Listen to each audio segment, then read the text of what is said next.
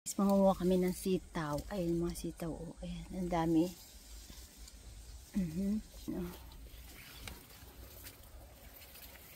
Ating mga sitaw ngayon.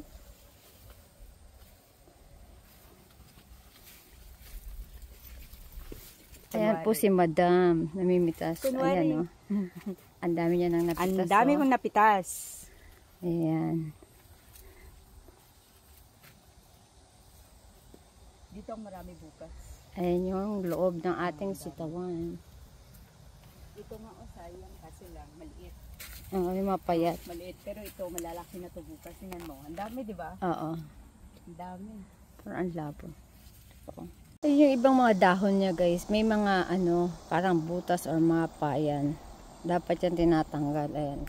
Kasi pinagbabahayan siya ng insekto papunta dyan sa mga bulaklak. Imbis na mamulaklak siya at mamumunga, ano, nasisira na siya. Gaya niyan, hindi nalalaki. Tapos yung mga dahon niya, ayan, oh, puro may insekto. Kaya talaga, dapat madalas din mag-spray ng sitaw. Ito naman, makapal siya dito masyado. Kaya magbabawas din ako ng dahon dyan. Dahil nga, yung kamay kong nagbibideo, hindi ako makapag-pruning ng mga dahon. Ang kita niya naman guys, oh, ang kapal ng bunga niya. Diba? Kasi naaarawan yan eh.